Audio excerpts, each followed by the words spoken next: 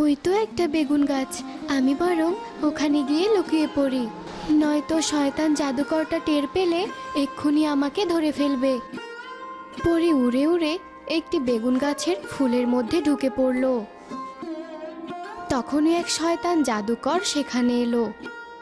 কোথায় কোথায় গেল পরীটা? না না, ওকে কোনোভাবেই হাতছাড়া করা যাবে না। একমাত্র ওকে ধরতে পারলেই আমার এতদিনের সাধনা পূর্ণ হবে। কিন্তু পরীটা গেল কোথায়? জাদুকর সেখান থেকে চলে গেল। তখনই মিলি নামের একটি মেয়ে সেখানে এলো। আরে, এ আমি কে দেখছি? এতদিনে আমার বেগুন গাছে ফুল এসেছে, তাহলে তো অল্প দিনে গাছে বেগুনও ধরবে। এই যে নবাবজাদি, এখানে বসে বসে কি করা হচ্ছে? মামি, দেখো আমার বেগুন গাছে কি সুন্দর ফুল হয়েছে। আদিক্ষেতা দেখে আর বাঁচি না, যেমন মামা তার তেমনি ভাগ্নি। আজই আমি এই গাছটি উপড়ে ফেলবো। না না মামি, তুমি গাছটা উপড়ে ফেলো না। কত শখ করে আমি গাছটা লাগিয়েছি। তুমি বলো, আমায় কেন ডাকছিলে? বেলা তো অনেক হলো, একটু পর তো আমার মেয়ে ঘুম থেকে উঠবে। ওর জন্য নাস্তা পানি কিছু বানিয়েছিস? একদম ভুলে গেছি, আমি এক্ষুনি যাচ্ছি মামি। ভুলে গেছিস তাই না? তোর বাপ মা তো মরে গিয়ে ভুলে গেছে আর চাপিয়ে দিয়ে গেছে আমাদের ঘাড়ে। কই, আমরা তো ভুলতে পারছি না। উফ মামি, লাগছে তো। লাগার জন্যই তো দিয়েছি, যত ব্যথা পাবি তত মাথায় ঢুকবে। আর হ্যাঁ, আর একটা কথা, মামা এলেই আবার আমার নামে বিষ ঢালিস না। না না মামি, এসব তুমি কি বলছো? আমি মামাকে কিচ্ছু বলবো না। কথাটা যেন মনে থাকে। দুপুরবেলা তুমি কেন এত তাড়াতাড়ি আমার মা বাবাকে কেড়ে নিলে? তাহলে তো আমাকে এত কষ্ট সহ্য করতে হতো না। মিলিকে দেখে বেগুন গাছে থাকা পরীটির ভীষণ মায়া হলো। আহারে, কি সুন্দর ফুটফুটে একটি মেয়ে, আর তার মনে কত দুঃখ। আমাকে ওর জন্য কিছু একটা করতেই হবে। কিন্তু এখন আমি এখান থেকে বের হলে তো ওই জাদুকর আমাকে ধরে নিয়ে যাবে। এখন তো আমি কিচ্ছু করতে পারবো না। মিলি যখন সেখানে বসেছিল, সেলিনা আবারও এসে মিলির কান টেনে ধরলো। এই যে নবাবজাদি, এখনো এখানে বসে আছিস? ঘরে বুঝি তোর মন টেকে না? চল চল বলছি আমার সাথে। উফ মামি, আসতে, আমার লাগছে তো। মিলির কোনো কথা না শুনেই সেলিনা মিলির কান টানতে টানতে বাড়িতে নিয়ে গেল। তখনই মিলির মামা জামাল সেখানে এলো। এ কি, তুমি মেয়েটার কান টানছো কেন? মেয়েটা তো ব্যথা পাচ্ছে। না মানে, আমি তো আসলে... আমতা আমতা করছো কেন? ঠিক করে বলো, কি হয়েছে? আরে মামা, মামি তো আমাকে আদর করে কান টেনে ধরেছে, তাই না মামি? হ্যাঁ হ্যাঁ, তাই তো।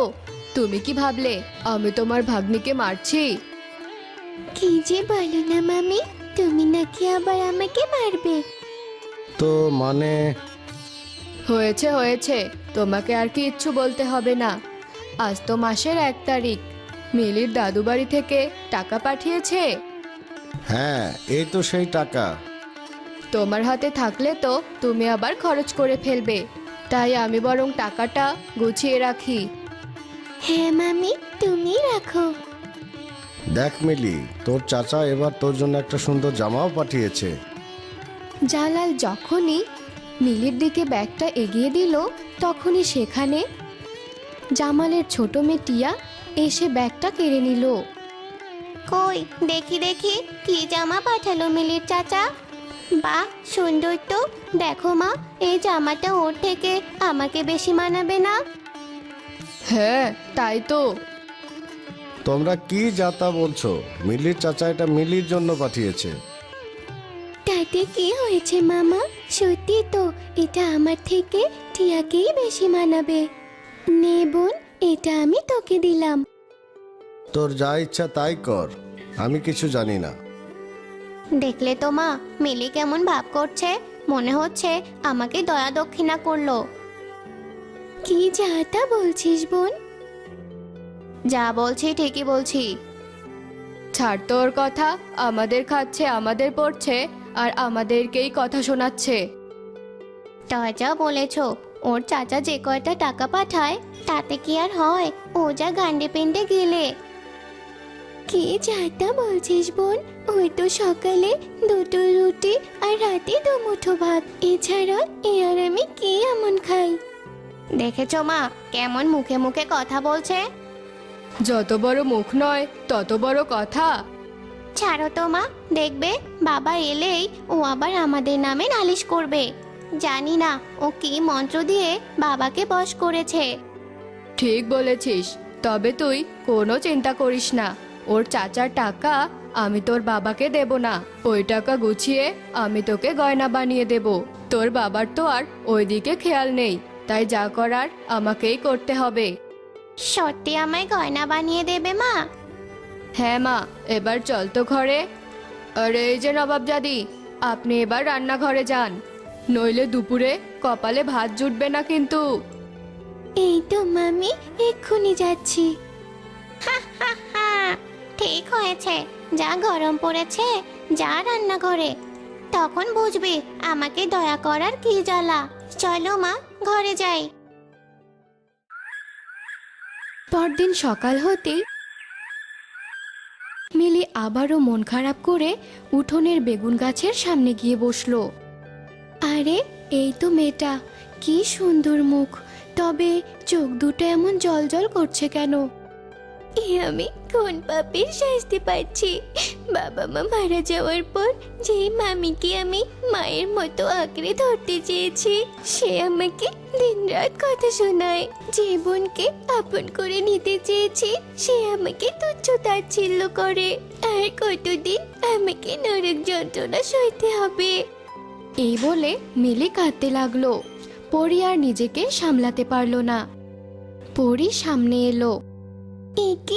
এ আমি কি দেখছি? পরি? সত্যিকারের পরি? না না, আমি বোধহয় ভুল দেখছি। না না, তুমি যা দেখছো একদম সত্যি, আমি সত্যিকারের পরি। কিন্তু তুমি এখানে এলে কি করে? আসলে এক শয়তান জাদুকর তার সাধনা করার জন্য আমাকে বন্দি করতে চেয়েছিল, আর তার হাত থেকে বাঁচার জন্যই আমি তোমার বেগুন গাছে ঢুকে পড়েছিলাম। সে কি? তাহলে তুমি বেরিয়ে এলে কেন? ওই জাদুকর যদি আবার চলে আসে? না মিলি, ও আর আসবে না, কারণ আমাবস্যার রাত পেরিয়ে গেছে। ওর শক্তি আমার উপরে আর কাজ করবে না।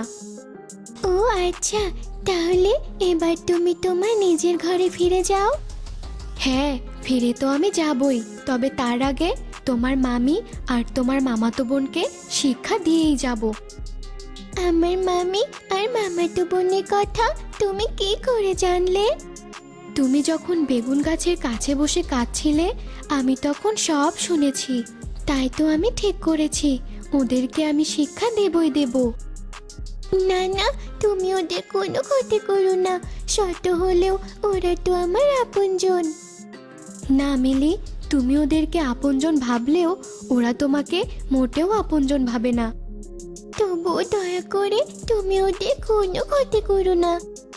মিলি আর পরি যখন কথা বলছিল, ঠিক তখনই সেখানে সেলিনা চলে আসলো। সেলিনার কথা শুনে পরি আবারও বেগুন গাছের মধ্যে ঢুকে পড়লো। এই যে নবাবজাদি, সকাল সকাল কার সাথে এত কথা বলা হচ্ছে? কই মামি, কেউ তো নেই।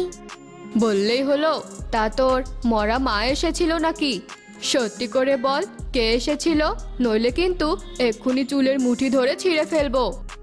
সেলিনা যখনই মিলির চুলে হাত দিল, তখনই পরি তার জাদু শক্তি দিয়ে সেলিনার হাত ভেঙে ফেললো। ওরে বাবা, মরে গেলাম, হাতটা বুঝি ভেঙে গেল। কি হয়েছে মা, তুমি এমন চেঁচাচ্ছ কেন? এই নবাবজাদির চুলে হাত দিতেই আমার হাতটা কেমন ভেঙে গেল। কি, ওর এত বড় সাহস তোমার হাত ভেঙে দিয়েছে?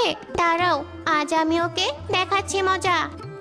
খবরদার, খবরদার টিয়া, আমার গায়ে হাত তুলবি না, নইলে কিন্তু। কি কি বললি তুই? দেখেছ মা, আমাকে কেমন শাসাচ্ছে। যত বড় মুখ নয় তত বড় কথা। আমি তোর ভালোর জন্যই বলছি টিয়া, আমার গায়ে হাত তুলিস না। কেন? কি করবি তোর গায়ে হাত তুললে? এই তো আমি তোর গায়ে হাত তুলছি, দেখি তুই কি করিস। ওরে বাবা, আমার হাতটাও বুঝি ভেঙে গেল। মা, এই মেয়ে নির্ঘাত জাদু জানে, ব্যথায় মরে গেলাম। আমি তো তোকে নিষেধ করলাম, কিন্তু তুই তো আমার কথা শুনলি না। দেখি হাতটা। খবরদার মিলি, তুই আমার গায়ে হাত দিবি না। বলা তো যায় না, তুই আবার আমাকে মেরে ফেলবি। কি হয়েছে বেলি? সকাল সকাল এত চিৎকার চেঁচামেচি কিসের? ওই তো মিলির মামা এসেছে, আজকে তাকে সবটা বলতেই হবে। ওই যে ভাগ্নি দরদি মামা চলে এসেছে। কি আর হবে, আমরা তোমার ভাগ্নিকে মারছিলাম, উল্টো আমাদেরই হাত ভেঙে গেছে। এ কি, আমি এমন সত্যি কথা বলছি কি করে? কি কি বললে তুমি? মারবো না তো কি করব? সকাল সকাল কাজ না করে ওর কেন এত টই টই করে বেড়ানো? কাজগুলো কি ওর মরা মা এসে করে দেবে? হায় হায়, এইসব আমি কি বলছি? কি বললি তুই? তার মানে বাড়ির সব কাজ তোরা মিলিকে দিয়ে করাস? না না মামা। কি এমন নানা করছিস? যা সত্যি তাই তো বলছি। থাকছিস পড়ছিস আর কাজ করবি না? সেলিনা নিজের মুখ চেপে ধরলো, তবুও তার সত্যি কথা যেন মুখ থেকে বেরিয়ে আসতে চাইছে। শুধু তাই নাকি? বলো মা, ওর চাচার পাঠানো টাকা দিয়ে তুমি আমার গয়না বানিয়ে দেবে? এইসব আমি কি বলছি? আমার মুখ থেকে এমন সত্যি কথা বেরিয়ে যাচ্ছে কেন? টিয়া আর সেলিনার কথা শুনে জামাল অনেক রেগে গেল। চুপ, একদম চুপ। আজ আমার নিজেরই লজ্জা হচ্ছে যে তুই আমার মেয়ে। ভালোই হয়েছে তোর হাতটা ভেঙে গিয়ে, হাত আজকে আমি নিজেই ভেঙে দিতাম। মামা, তুমি শুধু শুধু ওকে মারলে কেন? মা, ওদের জন্য মায়া করিস না, ওরা যে খুব নির্দয়। আর এই যে সেলিনা, তুমি এতদিন বলতে মিলিকে তোমার মেয়ের মতো দেখো, এই তার নমুনা। আজ যা হয়েছে ভালোই হয়েছে। এতই যেহেতু তোমাদের ক্ষোভ, আগেই বলতে মিলিকে আমি ওর চাচার কাছে পাঠিয়ে দিতাম। পাঠিয়ে দিলে কি আর বিনা বেতনে কাজের লোক পেতাম? আর মাসে মাসে ওর চাচার পাঠানো টাকা সেটাই বা কে দিত? আজ আমার কি হলো? মুখ দিয়ে এমন সত্যি কথা বের হয়ে আসছে কেন? ছি ছি, তুমি এত পাষাণ্ড! সামান্য কিছু টাকার জন্য তুমি এত নিচে নেমেছো? বেশ, আজই তুমি তোমার মেয়েকে নিয়ে আমার বাড়ি থেকে বেরিয়ে যাও। আজ থেকে আমার বাড়িতে তোমাদের কোনো আশ্রয় নেই। কি বলছো তুমি? ওই এতিমটার জন্য আমাদেরকেই বাড়ি থেকে তাড়িয়ে দেবে? না না মামা, তুমি এ কাজ বললেও করো না।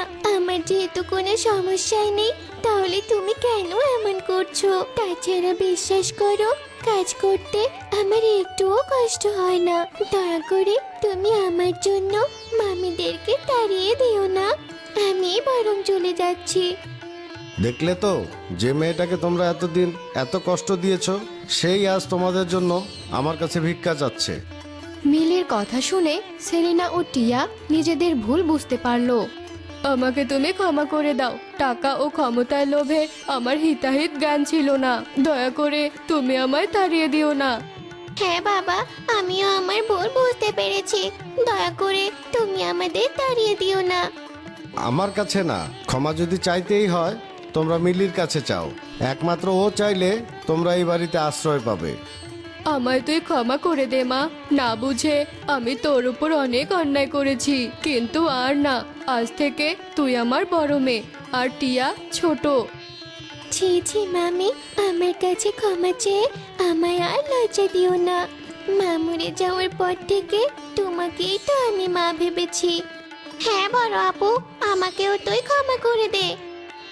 বড় আপুর কাছে ক্ষমা চাইতে আছে নাকি? সাথে সাথে সেলিনা ও টিয়ার ভাঙা হাত ঠিক হয়ে গেল। একই, আমার হাত ঠিক হয়ে গেছে। আরে তাই তো, আমার হাতও তো ঠিক হয়ে গেছে। বুঝেছি, যা হয়েছিল তা হয়তো উপরওয়ালারই নির্দেশ। সেলিনা মিলিকে জড়িয়ে ধরলো। আমার কাজ শেষ, এখন আমাকে ফিরে যেতে হবে পরীর রাজ্যে। পরে বেগুন গাছ থেকে বেরিয়ে আকাশে উড়ে গেল। আর মিলিও সেটা দূর থেকে দেখে পরীকে মনে মনে ধন্যবাদ জানালো। হায় ঈশ্বর, এ আমার কি সর্বনাশ হলো! একটু আগেই তো আমার ছোট্ট মেয়েটাকে ঘুম পাড়িয়ে রেখে বাইরে গেলাম, আর এসে দেখি আমার মেয়েটা ঘরে নেই। তবে কি আমার মেয়েটাও ডাইনির পেটে চলে গেল? এইসব কথা বলে মিতালি জোরে জোরে কাঁদতে থাকে আর কপাল চাপকাতে থাকে। মিতালি রসুলপুর গ্রামে থাকতো। রসুলপুর গ্রামটা ছিল নিমাই পর্বতের গা ঘেঁষে। গ্রামের মানুষজন খুব ভালোভাবেই তাদের দিন কাটাতো, কিন্তু হঠাৎ করে ওই গ্রামের নবজাতক বাচ্চারা উধাও হতে থাকে। দিদি, যে হারে গ্রামের নবজাতকরা উধাও হয়ে যাচ্ছে, মনে হচ্ছে আর কোনো প্রজন্ম আসবে না গ্রামে। তবে গ্রামের লোকেরা যা বলেছে তাই কি ঠিক? সত্যি কি গ্রামের উপর কোনো ডাইনির নজর পড়েছে? কিন্তু সে তুই আর আমি কিভাবে জানবো বোন? আমরা তো আর গণক নই। আর সত্যি যদি ডাইনির নজর পড়ে থাকে, তবে ওই ডাইনি এখন অবধি কারো চোখে পড়লো না কেন? আমিও তো তাই ভাবছি, তবে বাচ্চাগুলো গেল কোথায়?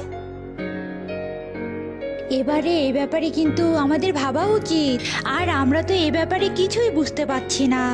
এখন কি করা যায় বলতো? রাধার কথা শুনে কৃষ্ণা বেশ চিন্তায় পড়ে যায়। রাধা আর কৃষ্ণা ছিল দুই বোন। রাধা আর কৃষ্ণা রসুলপুর গ্রামেই থাকতো। তবে রাধা আর কৃষ্ণার দুটি বিশেষ শক্তি ছিল। রাধার কানে শোনার ক্ষমতা প্রখর ছিল, আর রাধা সামান্য বাতাসের শব্দ শুনতে পেত, আর কৃষ্ণা অনায়াসে তার মুখ থেকে জল বের করতে পারত। আহারে দেখ, পাখিটা কিভাবে রাস্তার পাশে পড়ে আছে। মনে হচ্ছে পাখিটার খুবই তৃষ্ণা পেয়েছে, নয়তো পাখিটা অসুস্থ। বলছি দিদি, তুই একটু পাখিটাকে জল খাওয়াতো। দেখ তো পাখিটার কি হয়েছে। রাধার কথা শুনে কৃষ্ণা পাখিটাকে তুলে নেয়। কৃষ্ণার মুখে জল গড়িয়ে পাখিটির মুখে যায়, আর জল খেয়ে পাখি সুস্থ হয়ে যায়। আহারে, দেখেছিস জলের তেষ্টায় পাখিটা কিভাবে পড়েছিল? জল খেয়ে পাখিটা কেমন ঠিক হয়ে গেল। বলছি দিদি, আমি স্পষ্ট শুনতে পাচ্ছি বাতাসের শন শন শব্দ হচ্ছে। এখন মনে হয় জোরে বাতাস বইবে। চল আমরা তাড়াতাড়ি বাড়িতে যাই, যদি জোরে আবার বাতাস বইতে শুরু করে। এই বলে তারা বাড়ির দিকে রওনা দেয়। আর দূরে থেকে একটা পরী রাধা আর কৃষ্ণার এসব ঘটনা দেখতে পায়। এরপর পরী রাধা আর কৃষ্ণার পিছু নেয় আর তাদের বাড়ি অবধি চলে যায়। ঠিক তখনই খুব জোরে ঝড় ওঠে। আরে সত্যি তো, এই মেয়ে দুটি জাদু শক্তির অধিকারী। তবে এ দুটি মেয়েকে দিয়ে কাজ হবে। এ কি পরি? পরি, তুমি এখানে কেন? আর এখানে দাঁড়িয়ে তুমি কি ভাবছো? আর এই ঝড়ের মধ্যে কি তুমি উঠতে পারছো না নাকি বলো তো? না দুই কন্যা, তেমনটা নয়। আমি তো আমার দুই সন্তান সহ পরিরাজ্যের সব সন্তানদের মৃত্যুর প্রতিশোধ নিতে এসেছি। কি সব বলছো পরি? আমরা তো কিছুই বুঝতে পারছি না। কে তোমার সন্তানকে হত্যা করেছে, আর কে বা পরিদের সন্তানকে হত্যা করেছে? আর এই গ্রামে তুমি কার উপরেই বা প্রতিশোধ নেবে বলো? অস্থির হও না তোমরা, আমি তোমাদের সবটাই বলছি। আসলে বেশ কয়েক মাস আগে পরিরাজ্যে এক শয়তান ডাইনি প্রবেশ করেছিল, আর সেই ডাইনি পরিরাজ্যের সব পরীর বাচ্চাদের খেয়ে ফেলে। এখন সে ডাইনি আবারও পৃথিবীতে এসেছে, আর সে এই গ্রামের বাচ্চাদেরও খেয়ে ফেলছে। তবে সেই জন্যে কি এই গ্রামের বাচ্চারা উধাও হয়ে যাচ্ছে? কিন্তু ওই ডাইনির হাত থেকে বাচ্চাদের রক্ষা করব কি করে পরি? ওই ডাইনিকে আমরা তিনজন মিলে হত্যা করব, আর তোমরা দুই বোন মিলে আমাকে এ কাজে সাহায্য করবে। কারণ আমি আমার জাদু শক্তির বলে তোমাদের সম্পর্কে সবকিছু জানতে পেরেছি। আর তাই তো আমি এই গ্রামে চলে এসেছি। আর ওই ডাইনিকে হত্যা করতে পারলেই আমি আমার প্রতিশোধ নিতে পারবো। তবে সবটা তো তোমরা শুনলে, এবার আসল কথাটা বলি। আসলে ওই ডাইনি বাতাসের গতিতে চলাফেরা করে, তাই আমি ওই ডাইনির গতিবিধি ধরতে পারি না। তুমি এ নিয়ে চিন্তা করো না পরি, আমি বাতাসের শব্দ শুনতে পারি, তবে ডাইনির গতিবিধি আমি তোমাকে জানিয়ে দেব। বড়ই আশ্বস্ত হলাম। আমি জানতাম তুমি এই কাজ করতে পারবে। তবে শুধু ডাইনির গতিবিধি জানলেই হবে না, ডাইনিকে হত্যা করতে হবে। আর ওই ডাইনিকে শুধু জল দ্বারাই ভস্ম করা সম্ভব। ডাইনির শরীরে যদি জল পড়ে তবেই ডাইনি ভস্ম হয়ে যাবে। তবে আমি তোমাকে এ ব্যাপারে সাহায্য করব পরি, কারণ আমি যখন তখন মুখ দিয়ে জল ঝরাতে পারি। তবে তো এবার কোনো চিন্তাই রইলো না। এবার তাহলে আমরা পরিকল্পনাটা করে ফেলি। বেশি দেরি করলে ওই ডাইনি আবারও এই গ্রামকে বাচ্চা শূন্য করে ফেলবে। এরপর পরি রাধা এবং কৃষ্ণা মিলে পরিকল্পনা করতে থাকে। আর সেই পরিকল্পনা অনুযায়ী পরি একজন সাধারণ মহিলার রূপ ধারণ করে। আর রাধা এবং কৃষ্ণা মিলে তাদের প্রতিবেশী এক বাচ্চাকে নিয়ে আসে আর পরীকে দেয়। যাক, এখন তো বাচ্চা আমার কোলে আছে, ওই ডাইনি এখানে না এসে আর থাকতে পারবে না। রাধা, কৃষ্ণা, এখন তো তোমরা প্রস্তুত? ডাইনি আসতে কিন্তু আর বেশি দেরি নেই। পরীর কথা শুনে রাধা এবং কৃষ্ণা সতর্ক হয়। এদিকে ছোট বাচ্চার গন্ধ ডাইনি নাক অব্দি যায়। ও, কি সুন্দর কাঁচা নরম মাংসের গন্ধ পাচ্ছি। মনে হয় আবার কোনো শিকার পেতে যাচ্ছি আমি। আমার আশেপাশে হয়তো কোনো নবজাতক শিশু আছে। আর ধৈর্য ধরতে পারছি না, ওই বাচ্চাকে না খাওয়া পর্যন্ত যে আমার শান্তি হবে না। এরপর ডাইনি বাচ্চার গন্ধ শুকে শুকে বাচ্চার খোঁজে বেরিয়ে পড়ে। আর এইদিকে রাধা ডাইনির গতিবিধি বুঝতে পারে। দিদি, আর দেরি নেই, ডাইনি শনশন করে এদিকে যাচ্ছে, তুই তৈরি হ দিদি। রাধার কথা শেষ হতে না হতেই ডাইনি সেখানে চলে আসে। তখনই কৃষ্ণা মুখ থেকে জল বের করে ডাইনির গায়ে ছুঁড়ে মারে, আর ডাইনি ভস্ম হয়ে যায়। আর পরিও আসল রূপে ফিরে আসে। আজ আমার শান্তি। অবশেষে আজ আমার সন্তানের হত্যাকারীকে ভস্ম হতে দেখলাম। আর তোমরা দুজন যেহেতু আমার এই কাজে সাহায্য করেছো, তবে আমি তোমাদের উপহার দিতে চাই। এরপর পরি জাদু করে দুটি গাছ নিয়ে আসে আর দুই কন্যাকে দুই গাছ দেয়। এই গাছ দুটো সাধারণ কোনো গাছ নয়, এই গাছ দুটো জাদুই গাছ। এই দুটো গাছে টাকা ধরবে, আর দুই কন্যার এই টাকার সাহায্যে সব অভাব পূরণ হবে।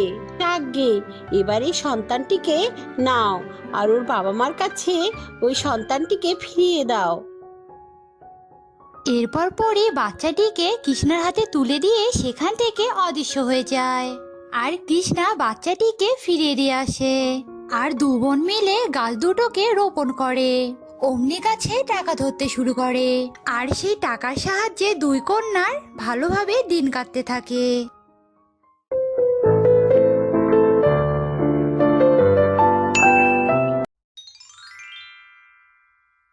মির্জাপুর নামক একটি গ্রামে ফুলি তার সৎমা রাগিনীর সাথে থাকতো।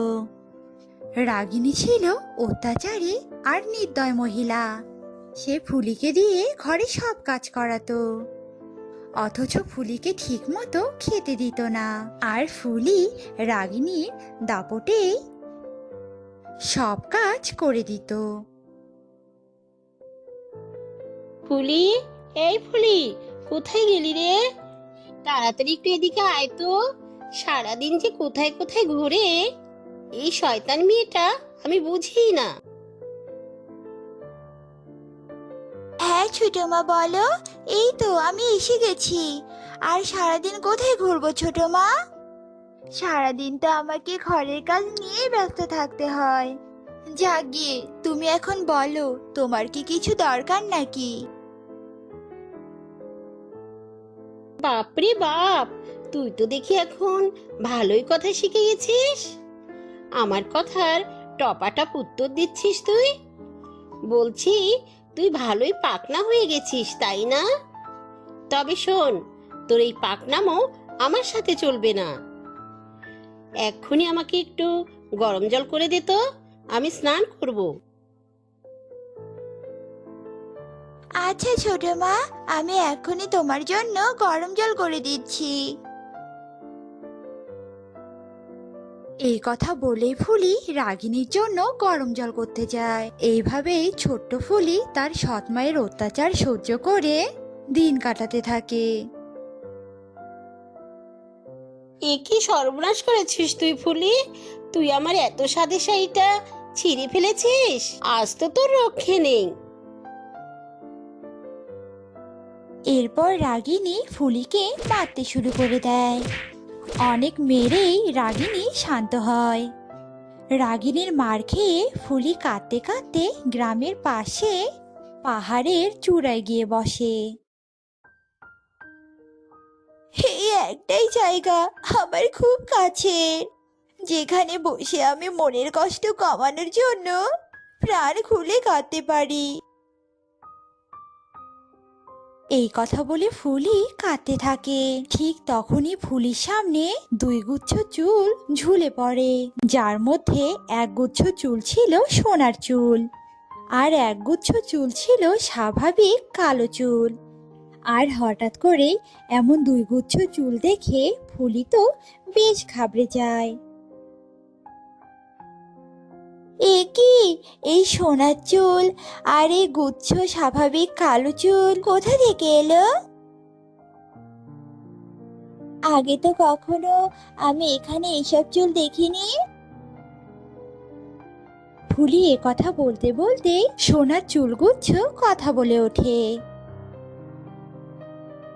তুমি অবাক হইও না, আমি পরীর সোনার গুচ্ছ চুল, আরো হলো পরীর স্বাভাবিক চুল। আর আমরা দুই গুচ্ছ চুলই জাদু শক্তি সম্পন্ন, তাই তো আমরা কথা বলতে পারি। আর রোজ মধ্যাহ্নে পরীরা স্নান সেরে আমাদেরকে শুকানোর জন্য এভাবেই মেলে দেয়। ও, এবার বুঝতে পেরেছি। আসলে আমি কখনো মধ্যাহ্নে এখানে আসিনি তো, তাই হয়তো তোমাদেরকে দেখতে পাইনি। কিন্তু পরীর সোনার চুল আর স্বাভাবিক চুল তোমাদেরকে তো দেখতে পাচ্ছি, কিন্তু তোমরা যে পরীদের চুল তাদেরকে তো দেখতে পাচ্ছি না। সেই পরীরা কোথায় গো? তারা তো পরিলোকে বসে আছে, আর আমরা তার মাথা বেয়ে ঝুলে আছি। আসলে আমরা পরীদের চুল তো, তাই আমরা এত লম্বা। যাকগে, তুমি এই সময় পাহাড়ের চূড়ায় বসে কি করছো? আর তোমার চোখ মুখ দেখে মনে হচ্ছে তুমি কাঁদছিলে। কি হয়েছে তোমার, বলো তো আমাদেরকে। এরপর ফুলি তাদেরকে সব কথা খুলে বলে। এসব কথা শুনে পরীদের চুলে ভীষণ মায়া হয়। সত্যি তোমার কথা শুনে অনেক খারাপ লাগলো। যাই হোক, আমরা তোমাকে তোমার সৎ মায়ের হাত থেকে বাঁচাতে তোমাকে সাহায্য করতে পারি। তবে তোমাকে সততার নীরবের সাথে আমাদের সাহায্য গ্রহণ করতে হবে। যাই হোক, এবার আসল কথা বলি। তুমি আমার কালো চুল বেয়ে উপরে ওঠো, পরি তোমার সব সমস্যার সমাধান করবে। না, তুমি আমার সোনার চুল বেয়ে উপরে ওঠো, তবে পরি তোমাকে অনেক সোনা হিরে জহরত দিয়ে অনেক সাহায্য করবে, যার সাহায্যে তুমি রানী হয়ে দিন কাটাতে পারবে। পরীদের চুলের কথা শুনে ফুলি বেশ চিন্তায় পড়ে যায়। আর ফুলি কিছুক্ষণ ভাবে, আমার হিরে জহরত কিছুর দরকার নেই। আমি আমার সব সমস্যা থেকে বাঁচতে চাই, তাই আমি কালো চুল বেয়ে উঠব। এই কথা বলে ফুলি লোভ না করে কালো চুল বেয়ে উপরে ওঠে। আর কালো চুলের সাহায্যে সে স্বর্গলোকে যায়। ফুলির এমন সততা দেখে কালো চুলওয়ালা পরী খুব খুশি হয়। সততার পরীক্ষায় তুমি উত্তীর্ণ হয়েছো, তাই তো তুমি কালো চুল বেয়ে আমার কাছে এসেছো। তবে তুমি এই সততার পুরস্কার নিশ্চয় পাবে। এই কথা বলে পরী জাদু করে অনেক সোনা দানা টাকা পয়সা ফুলিকে দেয়। আর পরীটাও এসব উপহার নিয়ে ফুলি রাগিনীর বাড়ির পাশে একটা বাড়ি বানায়। আর পরীটা উপহারের সাহায্যে ফুলি সুখে শান্তিতে তার দিন কাটাতে থাকে। কিন্তু ফুলির এই সুখ রাগিনীর একদম সহ্য হয় না।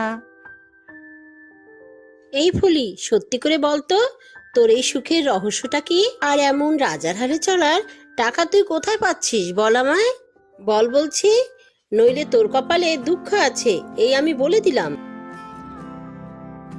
রাগিনীর ভয়ে ফুলি পরীদের চুলের ব্যাপারে সব কথা খুলে বলে। আর এসব কথা শুনে রাগিনীর খুব লোভ হয়। আর সে ভাবতে থাকে, এবার আমিও তাহলে পরীর চুলের কাছে যাব, আর ওই ফুলির থেকেও বেশি উপহার আমি নিয়ে আসব, আর আমি রানী হয়ে দিন কাটাবো। এইসব ভাবতে ভাবতে রাগিনী সেই পাহাড়ের চূড়ায় চলে যায়। আর মধ্যাহ্ন হতেই পরীরা স্নান সেরে তাদের চুল মেলে দেয়। আর পরীদের চুল দেখে রাগিনী মরা কান্না শুরু করে দেয়। আর রাগিনীকে কান্না করতে দেখে পরীর চুলেরা রাগিনীকে একই রকম কথা বলে, আর যেটা ফুলিকে বলেছিল। আর এসব কথা শুনে রাগিনী লোভে পড়ে সোনার চুল বেয়ে সোনার চুলওয়ালা পরীর কাছে চলে আসে। লোভী বজ্জাত মহিলা, তুই সোনা হিরের লোভে আমার কাছে চলে এসেছিস। কিন্তু আমি তো কোনো সোনা হিরে জহরত দেই না, বরং আমি লোভীদের শাস্তি দেই। এই কথা বলে পরী রেগে জাদু করে রাগিনীকে মেরে ফেলে। আর এভাবেই রাগিনী তার লোভের শাস্তি পায়।